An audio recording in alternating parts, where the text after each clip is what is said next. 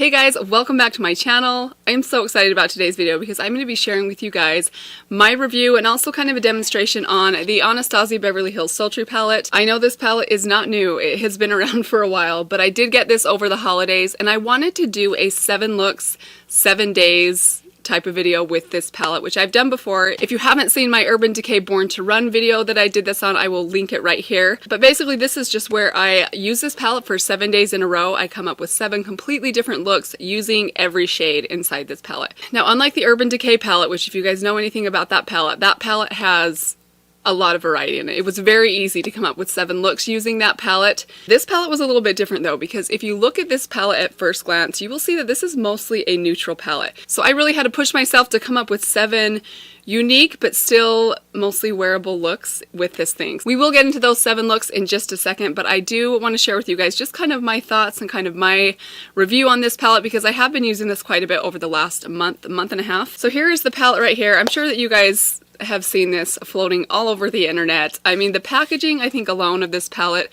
caught my eye right off the bat. But I did hesitate on buying this one for a while because I just wasn't sure that this was different enough from the Soft Glam palette, which I also own, to justify getting it. But the reason I ended up deciding to pick up this palette was because a lot of people were mentioning this as being a really good neutral to cool tone palette, and I really don't have a lot of those in my collection. So here are the swatches of the shadows in this palette. I think they are absolutely beautiful. They are very, very neutral, with that exception of that one pink color, which I love that that color is included. And I discovered my love for that color as I was trying to come up with 7 different looks, because that color takes this palette from being just a cool toned or neutral palette to having a little bit of option to do something a little bit different. You can put this color under a lot of different shades and just create a different sort of tone to those shades, or you can put it in the crease, or honestly you could be really bold with this color and do something really fun and colorful. I think after using this palette, that ended up actually being one of my favorite colors in the palette.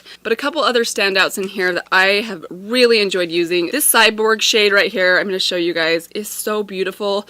This is a silver, but it has a very subtle lilac, almost taupe undertone to it that kind of transforms it depending on what you pair it with. Rose Quartz is probably another of my favorites. I just love this very beautiful kind of champagne-y rosy pink. It is so stunning as a lid shade. Cinder right here is just a beautiful classic bronze. I love using that one as well. And of course her mattes are always some of my favorites because they're so richly pigmented, but they're so easy to blend.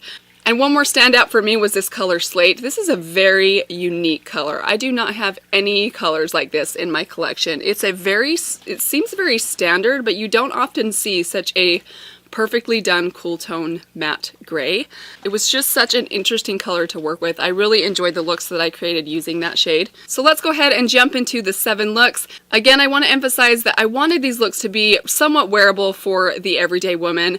There were no false lashes included because that just is not me. I just am not someone that wears false lashes very often. If you are, of course you could throw those on with any of these looks and take it to the next level. And I also want to emphasize, even if you don't own this palette, I hope that this video will inspire you to use your neutral palettes in a different way. It definitely kind of opened my mind up to being a little bit more creative in the ways that I use just my everyday kind of neutral eyeshadow palettes. I personally get kind of stuck in a rut where I put a shimmer on the lid and something basic in the crease, and that's all I do. There is nothing wrong with that, but if you are feeling the need to be a little bit more creative, then hopefully some of these looks will inspire you.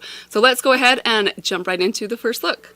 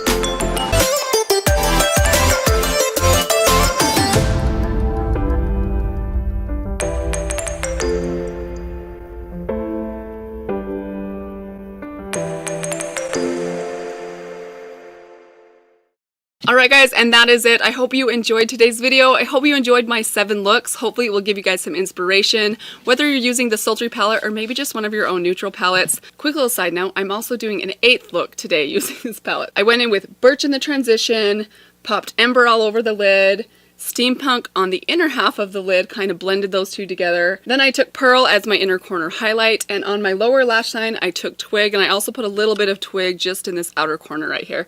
And that was it. Let me know in the comments below which look was your favorite. If you are new here, if you stumbled upon this video, I hope that you will stick around and hit that subscribe button. Thank you guys again. I hope you have a great day, and I will see you guys in my next one. Bye. Thank you guys again so much for watching. Did I say that like 4 times? Just another palette. Whew, I don't have enough breath.